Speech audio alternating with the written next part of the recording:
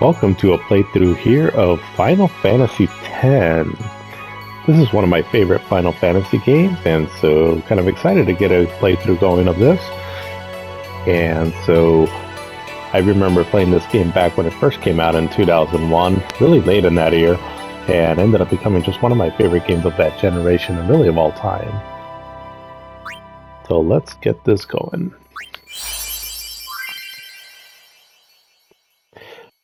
So this is the HD version that I'm playing.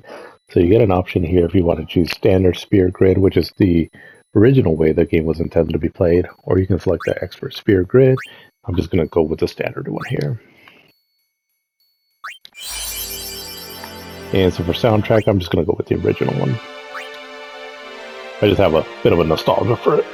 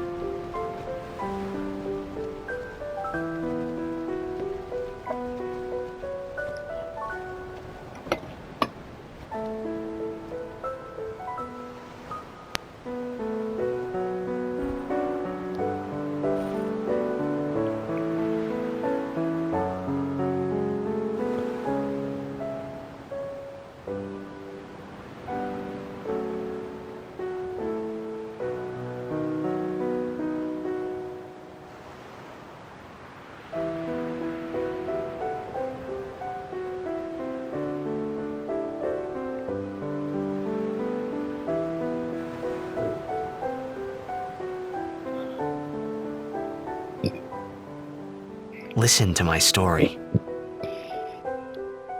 This may be our last chance.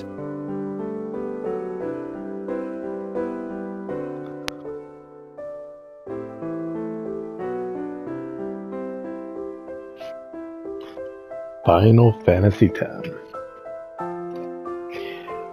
One thing that did change in this version here is that the facial textures and all on the characters actually look slightly worse on this one than the original. My understanding is that they had lost the source code to this game originally, so they had to redo the faces, is my understanding.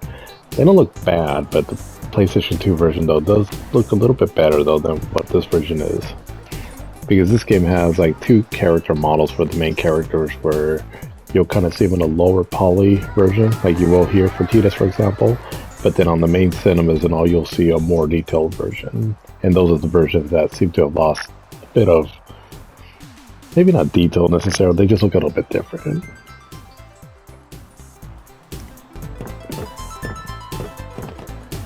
But everything else still looks really good though, as you know, playing this game in high definition was pretty cool when this version came out. But even back then though, when this game first came out though, the graphics were pretty impressive for the most part on this. We were getting away from the 3D polygonal characters with low poly aesthetics and the pre-rendered backdrops, which I always liked that look.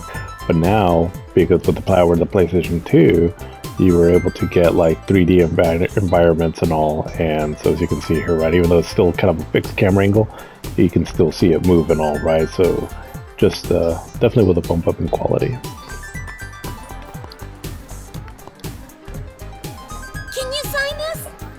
No problem. Okay, so a little bit of thing about this guy's name. So Tidus or Titus or Titus. Titus doesn't sound right. So how do you pronounce his name? From my understanding is I believe that the creators or something like that have pretty much come out saying that it's Titus is the way to pronounce it. It doesn't kind of sound right either way, but I'll just go with that, right? So I'm just going to refer to him as Titus. Of course, you can name him whatever you want, but we'll just stick to the main name here, or the default name. Please? Alrighty. Me too! Take it easy.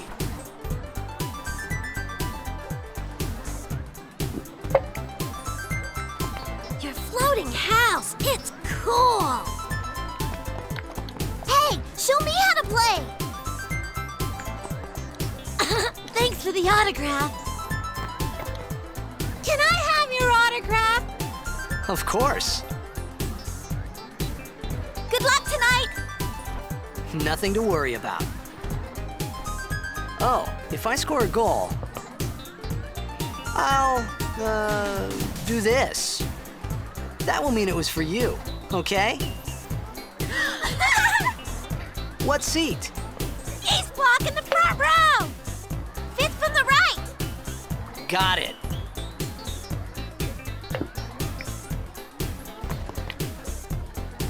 Well, gotta go. Cheer for me.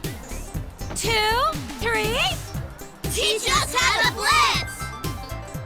Hey, I got a game to play. Then teach us after! Maybe tonight, well, You can't tonight. I mean tomorrow. Promise? Promise.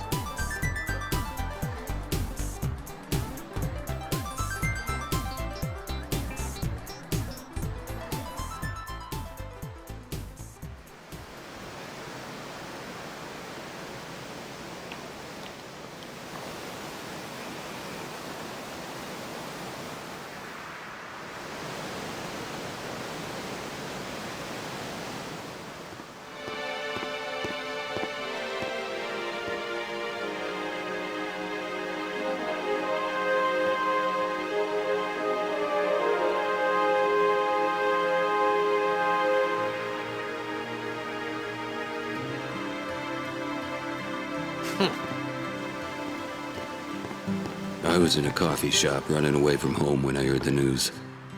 Our hero, Jecht, gone, vanished into thin air. My dad must have been his biggest fan. I knew how sad he'd be. Heck, we all were that day. Zanar, I says to myself, what are you thinking? I went running straight back home. We sat up talking about Jecht all night. My dad and I never talked so much. Whoa, didn't mean to reminisce, folks. Anyway, 10 years later, the Jecht Memorial Cup tournament is today. The two teams that have won through to the finals are, of course, the Abes from A East and the Duggles from C South. I know there's a lot of people out there today to see the star of the Abes. In just 1 year, he's become the team's #1 player. He's Jecht's blood and the new hope of Blitzball. What kind of super play will he show us today? Will we see his father's legendary shot? I don't think I'm the only one excited here, folks. I like the design of this city. It looks pretty cool.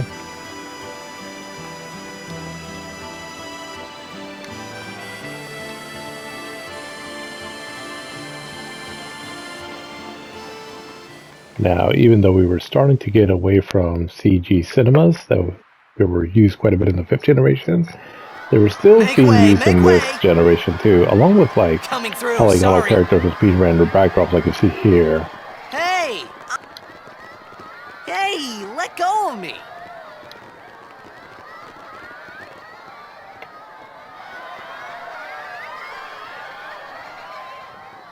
But yeah, the CG cinemas in this game are pretty cool, like you'll see in this one here.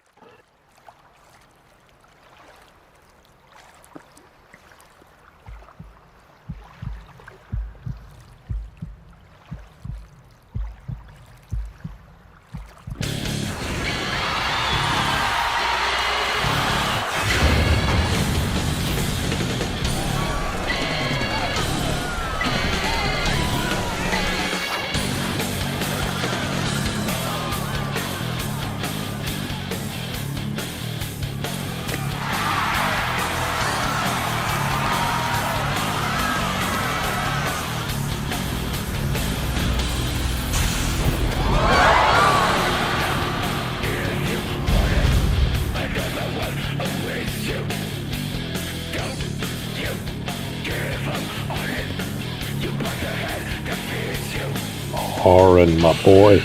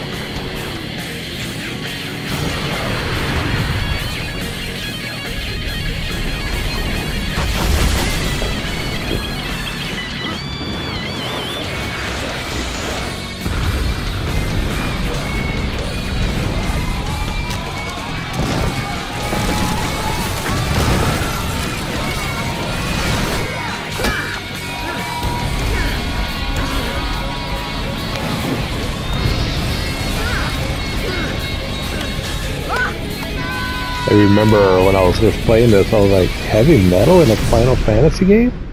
I don't hate it. I actually kind of like it. It's a cool song.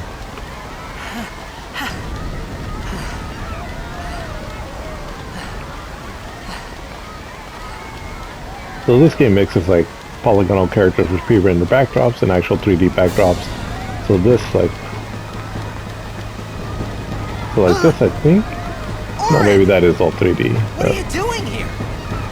I was waiting for you. What are you talking about?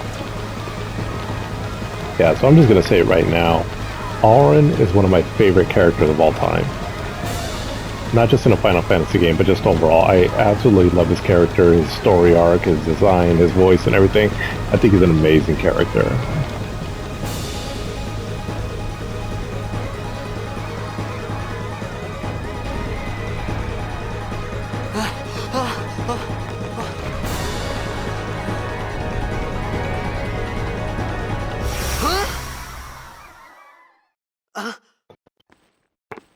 Huh?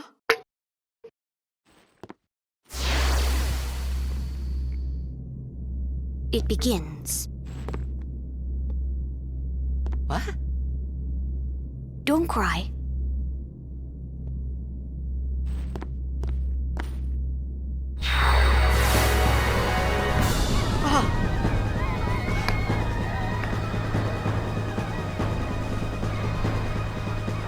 Love this song too. So this is the first Final Fantasy game that wasn't exclusively composed by Hironobu Sakaguchi. Hey, He not still this did way. some of the tracks in this game, but not all of them.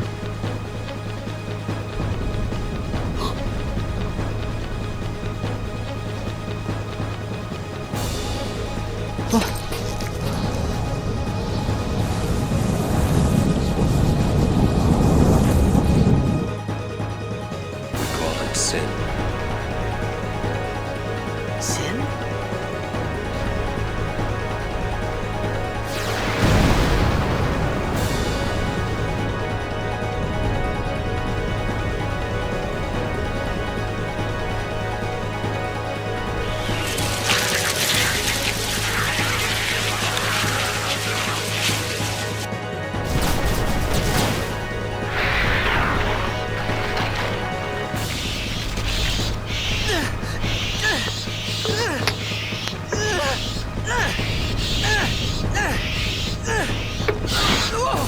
Take it.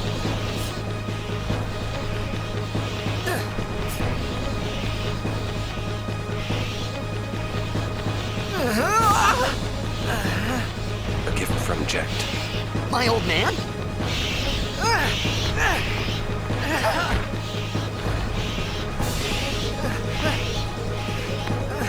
I hope you know how to use it.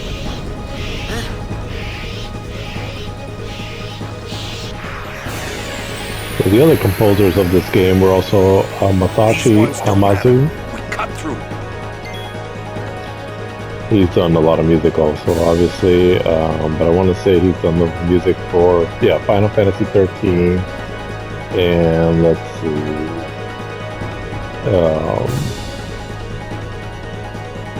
he also, he's done some music for Final Fantasy 7 Remake and Rebirth as well, too, along with Junya Nakano. And so Junya Nakano, he's done music for, let's see, it looks like a variety of different games too. More recently, let's see, he's had a hand in Final Fantasy 13 also, Ever Crisis, Final Fantasy 7, and some other, looks like smaller projects, but either way, a combination of all three of them make for a really outstanding soundtrack in this. I can kind of pick up on the ones that Nobuo Uematsu did, but not 100%. Either way, though, right? Like I said, the overall soundtrack on this game is amazing. But this is the new turn-based battle that we got here. So for many years, right, Final Fantasy was going off of like a turn-based battle system, but they would use the ATB gauge. So technically, still a turn-based battle, but kind of not. Where now, what it is that, as you can see over on the right there, so you have a list there of like who's going to attack next, right? So you'll see first Tidus's face, and then it says Mon A for Monster A, Mon C for Monster C, and then Aaron's R's face. So the cool thing about it is that it shows you who's going to attack next, so that helps you strategize. And then you can just kind of sit here and, where you're not in a rush, right, to put in the next command. Seems kind of fairly easy at first because you can see who's going to attack next.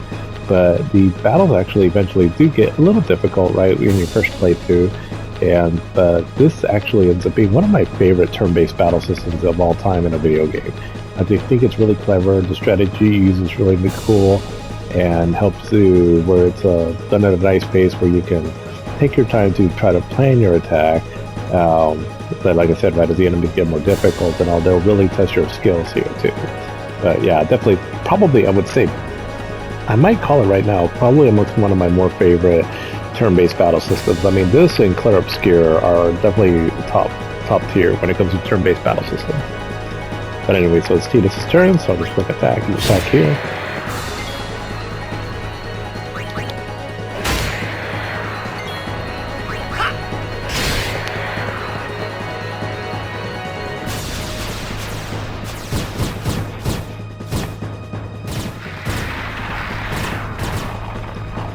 Don't bother going after all of them. Cut the ones that matter and run.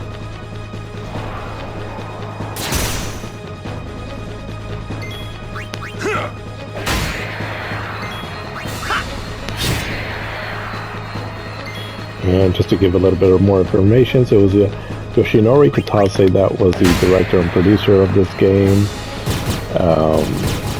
Let's see. Tetsuya Nomura still did the character designs of it. Writers were Kazushige Nojima, Daisuke Watanabe, Otomo Toriyama, and Yoshinori Kitase as well. And so it was originally released in Japan on July 19th of 2001, and in North America, December 18th of 2001, Australia, May 17th of 2002, and in Europe, of May 24th of 2002, was an international version that had some new features that came out in Japan on January 31st of 2002. Get out of my town! Some can't wait to die.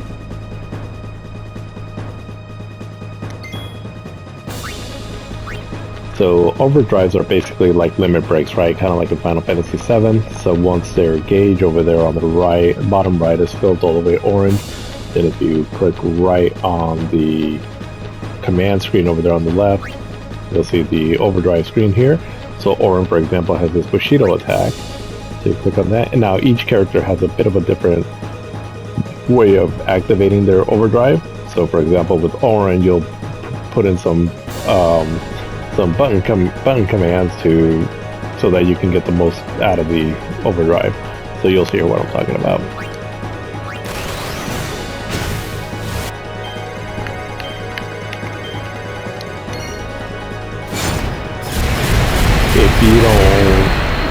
do the bunk prompts correctly, you'll still unleash an attack, it just won't be quite as powerful.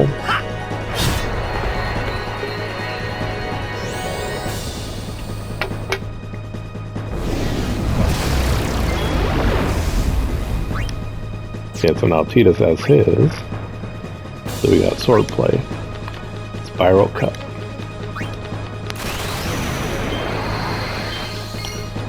So his, you just sort of have to hit that arrow in the middle gauge there.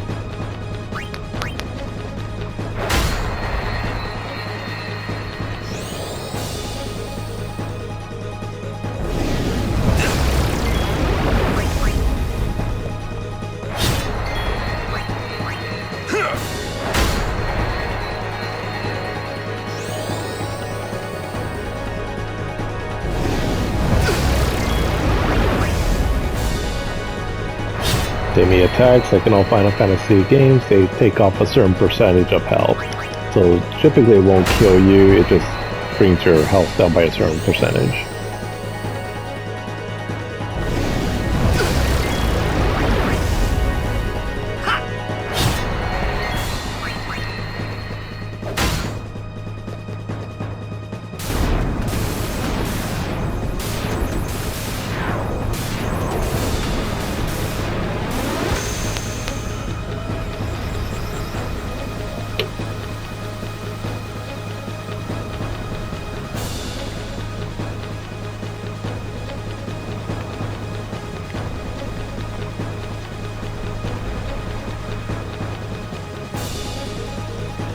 Okay, so don't miss this little save point over here.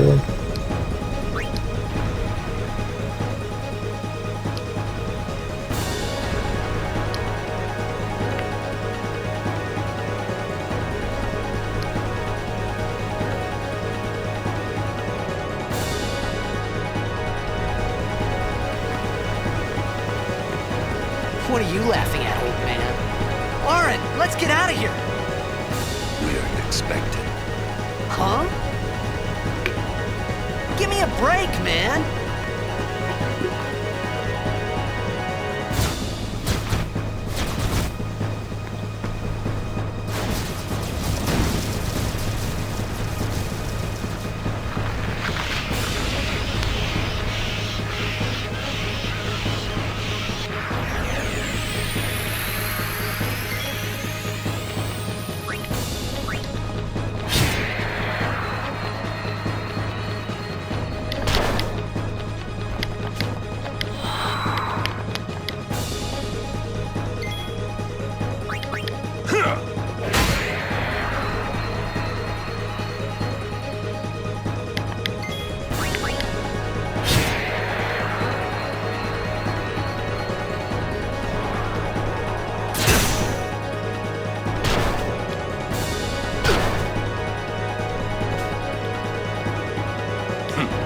This could be bad.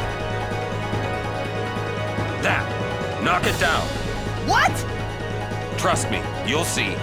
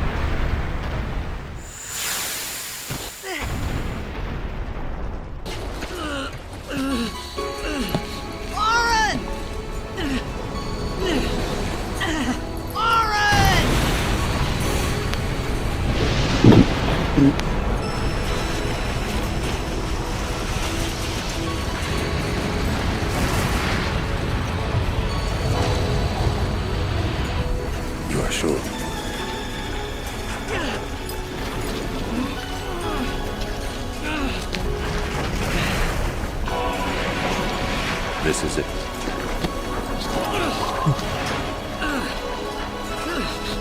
This is your story.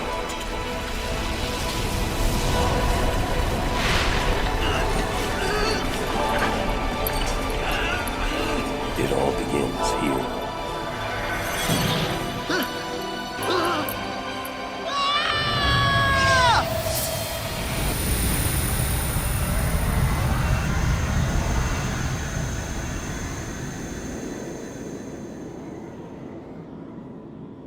Hey! Hey! My old man?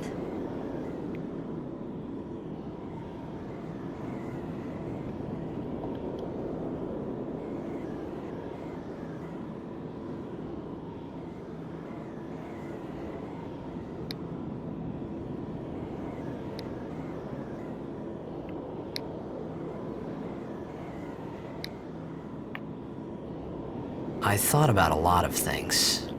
Like where I was, what I got myself into. I started to feel lightheaded, and then sleepy. I think I had a dream of being alone. I wanted someone, anyone beside me, so I didn't have to feel alone anymore.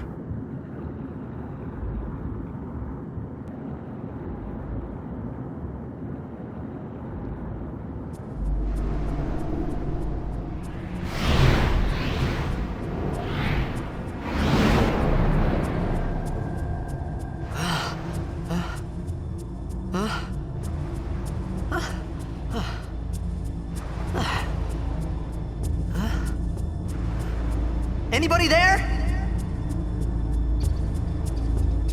Aaron!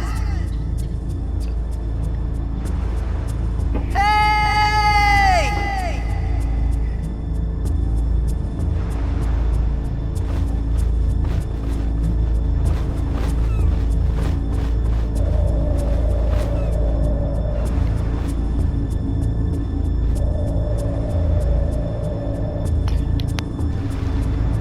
Yeah, just to kind of go over here, some of the voice actors that did the voices for these characters.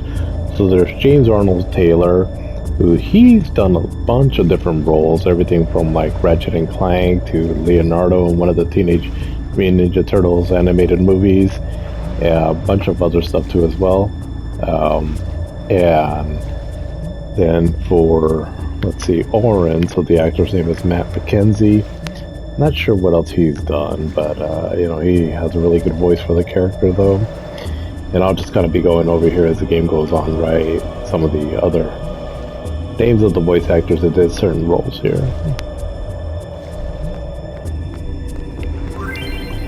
You're gonna come across this every now and then. Right now, because I haven't really gotten any, there's not much I can do here. So basically, oops, as you go along, you'll be finding these Al-Bed magazines, and they'll teach you this language that is spoken in this land. You know, well, a certain region of people in a certain region speak a certain language, and so as you get these certain magazines, you'll start deciphering the language, so you can load up anything that you've collected of those magazines from, like let's say a previous save file from here. But I'll kind of give you an example here. So if I go over here,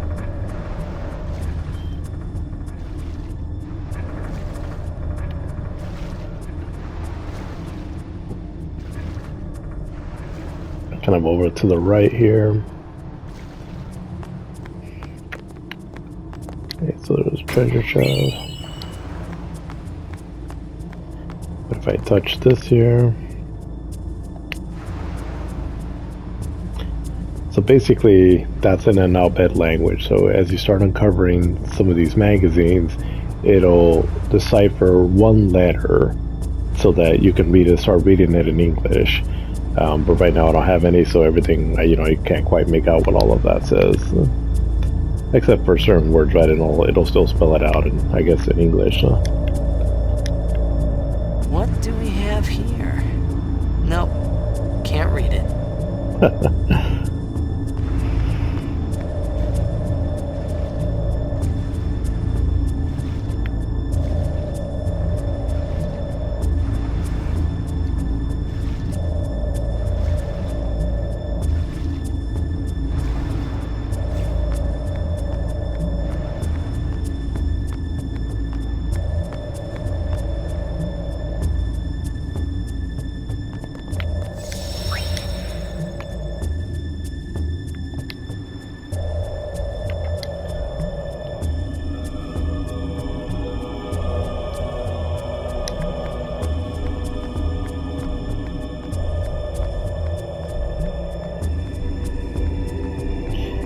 As you can kind of tell from the map there, this game ultimately ends up being pretty linear, but there's enough like hidden secrets and all off the beaten path that makes it worth still doing some exploration in it. And eventually the game does open up sometime later, but initially, yes, the game is quite linear though.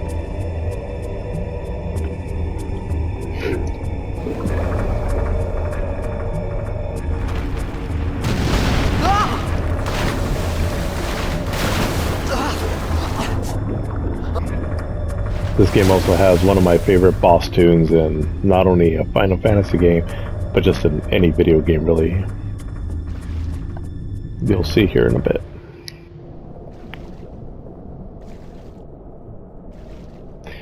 But it does come at the price of having one of my least favorite boss battle tunes in a Final Fantasy game. So I'm sorry, not boss battle, but like regular battle tunes. So those are, not my favorite, but the boss battle tune that was really great though. So like this song right here.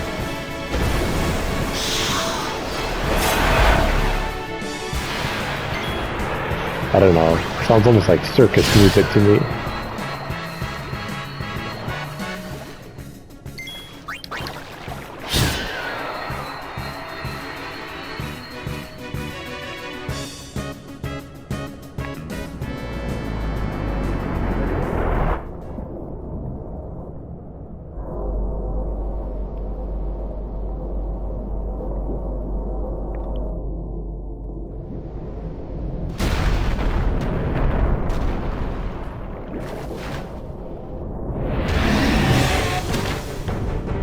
Then this song is really good.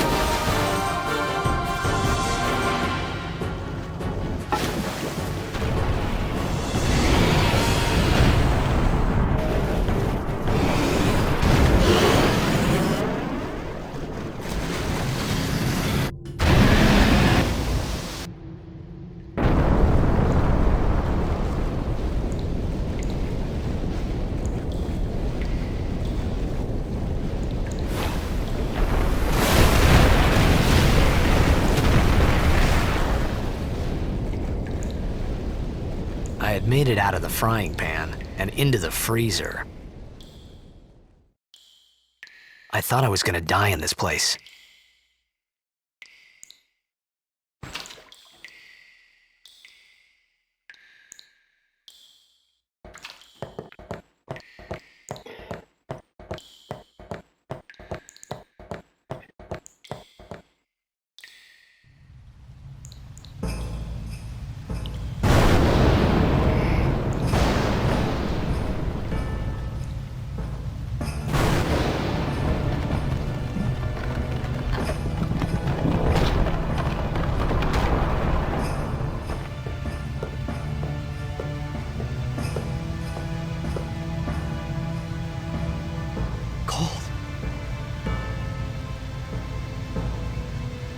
need fire.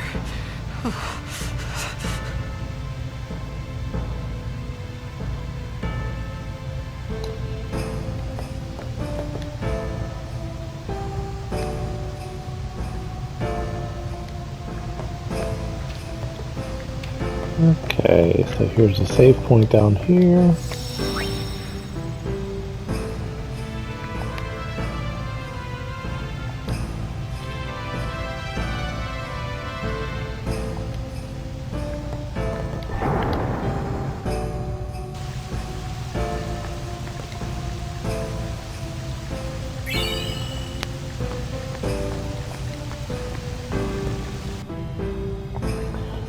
Okay, now I gotta look for some tinder.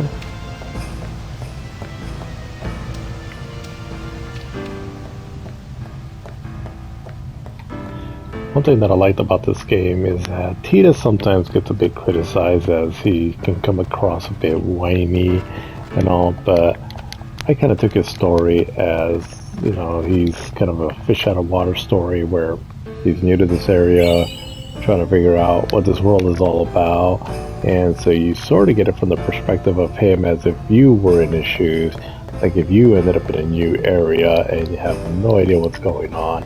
And so for that, I do appreciate his character and the way the story was told. Because I'll say right now, one thing that without giving any spoilers, this story, if there's anything as I'm playing through here right and all, and you're like, certain things come up, you're like, I'm not sure what that's all about yet and all.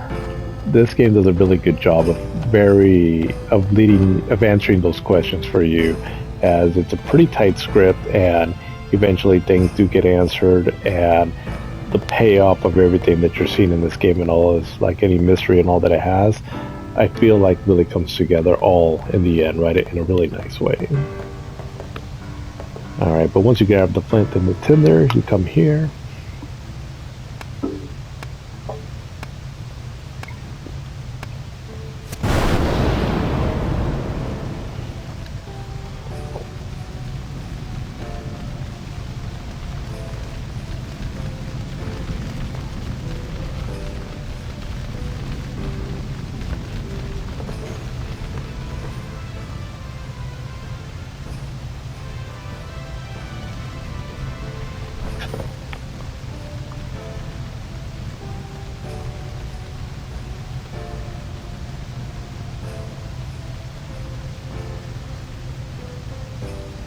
I need food.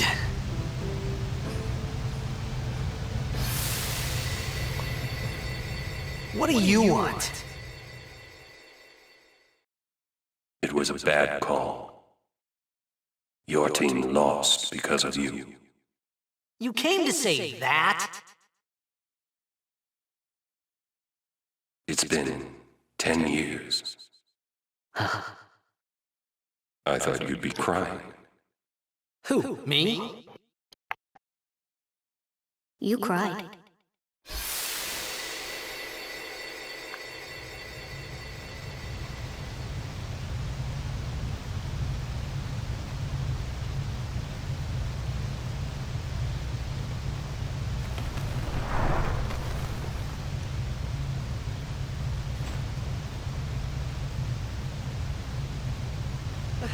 Hey, wait!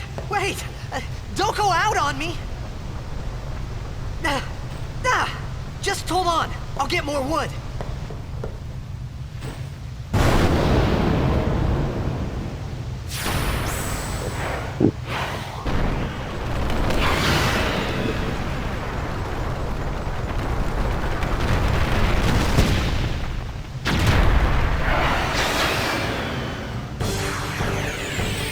There's that boss tune again. Give me a break!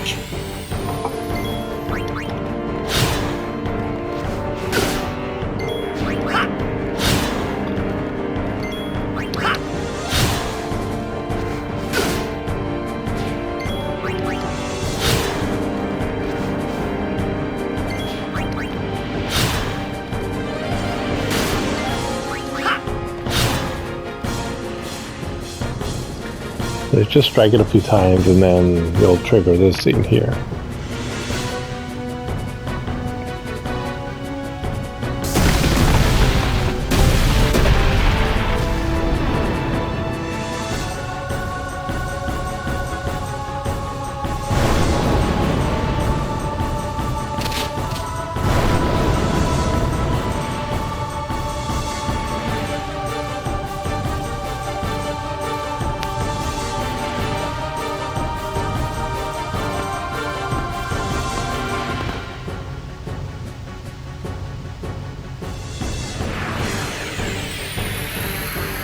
You on my side?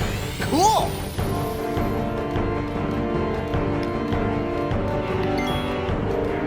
Okay, so she's this character, so if you go to special, use, grenade, it'll be a pretty powerful early attack that you can do in this game.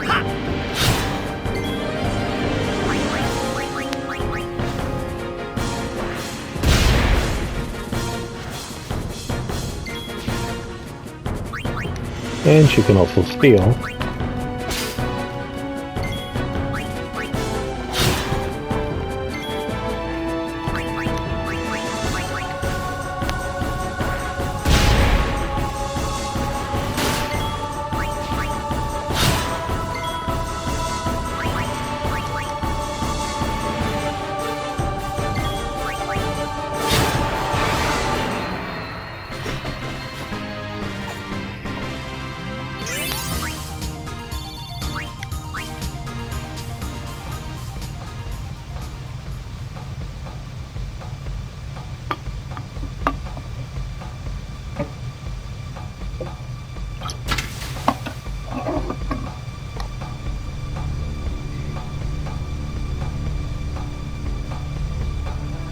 Phew.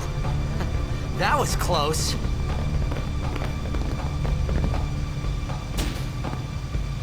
Hey, let me go! Redek Drak! Ifin, Irisa, Tekiaka! Wag, Edeku! Gemed? Fed! Trivida Grisa! Dralnia, Drakisha Dave. Ifan Petted! Fapuneket Fedrik!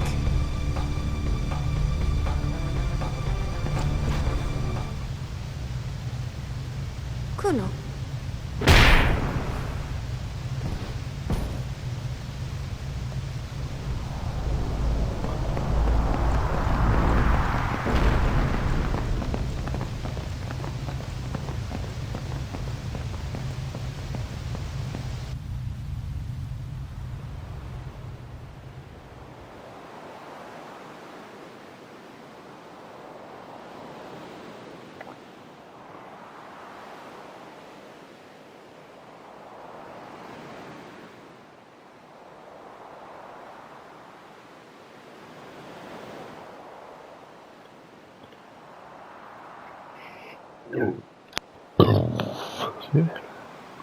Kid, it's Daija. Hey, that hurts! Usujek, Rain? Whoa. Okay.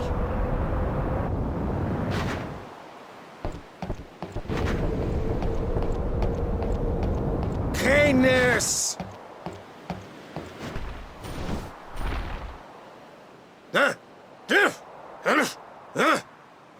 Right, whatever. Tuli Hood Kabeg?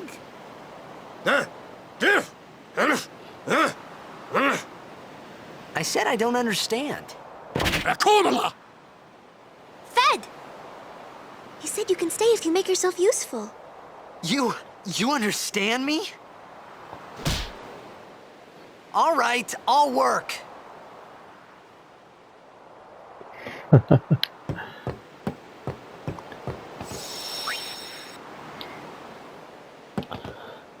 And if you come over here, you'll get your first Albed magazine. So when they're speaking in Albed, any Y turns into an A.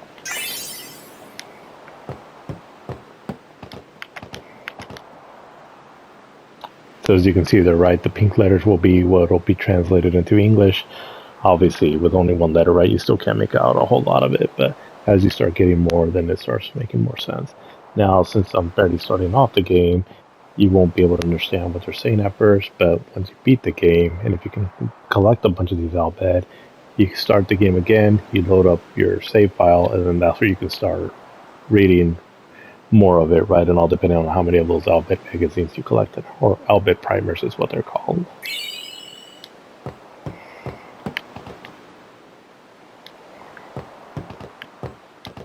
Sujait! Kadufun et Setedamo! From my understanding, this is like a completely new language that they created for this game. Oh, almost forgot. Alright, so here's a little tutorial that shows you how to use the sphere grid. So I'll let this play out for you so you can kind of go over how this works. As the game goes along, I'll explain some things as well too, but this gives you the basics of it.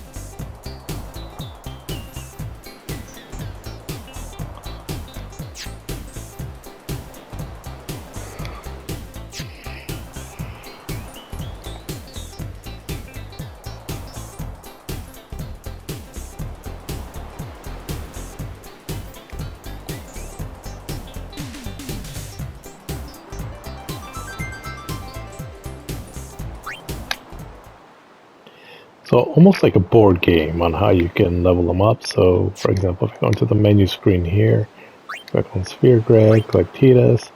So I have one sphere level. So I can move up here. So again, I'm starting here, I move up here, move. Okay, so now I can activate a node that's right next to me. So this one or this one, but obviously there's not anything here, but there's one here. So then I click on X there, and as long as I have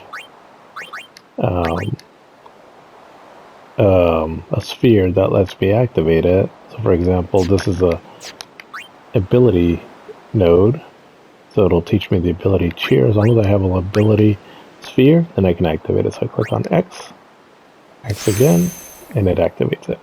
So now I have learned this skill. So it's a fun way to level your characters up. It's visually pretty cool and keeps you motivated all to keep leveling up your characters and all. But that's what I got for this playthrough here, and I will see you in the next playthrough.